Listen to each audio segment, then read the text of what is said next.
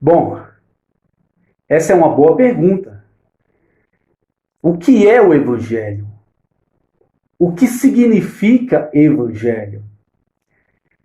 Para responder essa pergunta, nós vamos ler no livro de Lucas, capítulo 2, entre os versículos 10 e 11, que vai dizer assim: O anjo, porém, lhes disse: Não temais, eis aqui vos trago boa nova de grande alegria, que o será para todo o povo. É que hoje vos nasceu na cidade de Davi o Salvador, que é Cristo, o Senhor. Também no livro de Efésios, capítulo 1, versículo 13, vai dizer assim: Em quem também vós, depois que ouvistes a palavra da verdade, o evangelho da vossa salvação, tendo nele também crido, fostes selados com o Santo Espírito da promessa. A palavra evangelho, ela vem de uma palavra grega que significa euangélio, que significa boas novas, boa notícia ou boa mensagem, dependendo da tradução da Bíblia.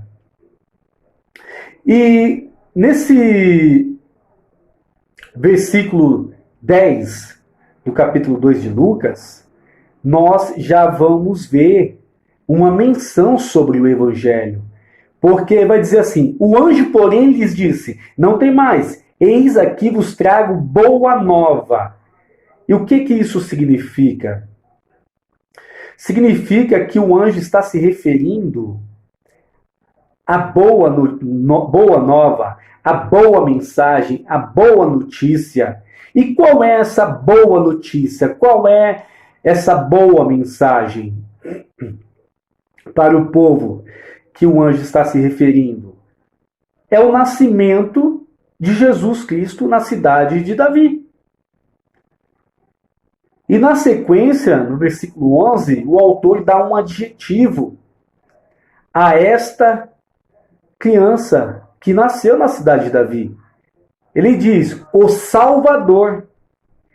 E na sequência ele dá um nome a esse Salvador. E qual é o nome que ele dá a esse Salvador? Jesus Cristo. Portanto, o Evangelho,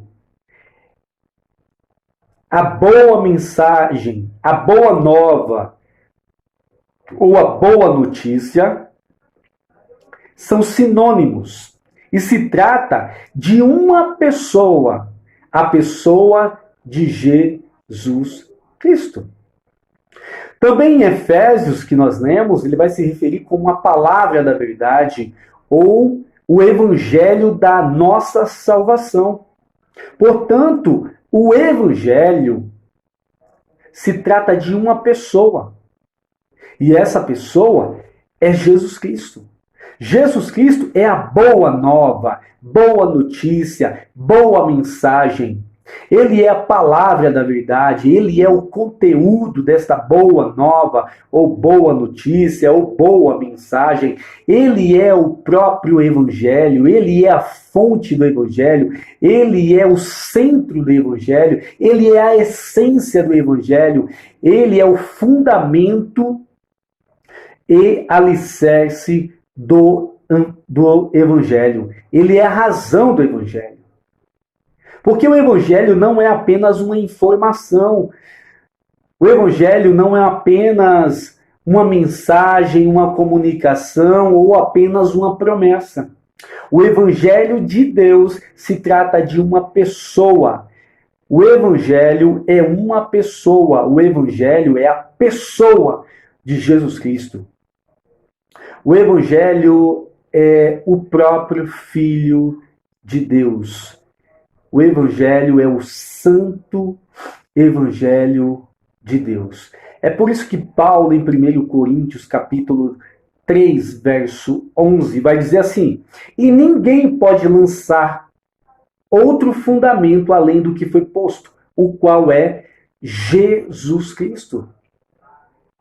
É por isso que a mensagem bíblica, a mensagem que as Escrituras prega, ela é cristocêntrica. É por isso que a nossa pregação precisa consistir em pregar a vida, ministério, crucificação, morte, ressurreição e ascensão de Cristo. Porque Jesus Cristo é suficiente.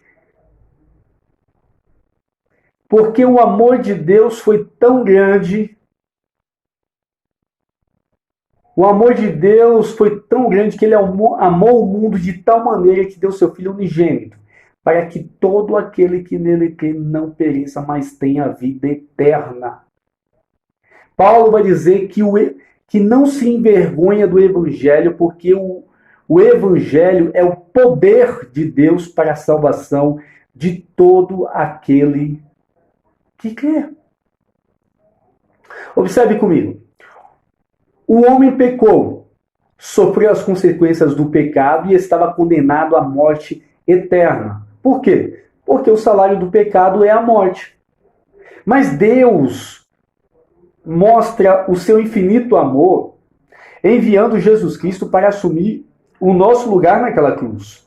E ali na cruz ele assume o nosso pecado e a ira de Deus é lançada sobre ele. E então Deus satisfaz a sua justiça. E a Bíblia vai dizer que ao terceiro dia, Jesus ressuscita dos mortos. Então, a partir de agora, todo aquele que se arrepende de seus pecados diante da pregação do verdadeiro evangelho, que é uma pregação cristocêntrica, nasce de novo e é regenerado. E agora ele é justificado aos olhos de Deus. E já não há nenhuma condenação sobre ele.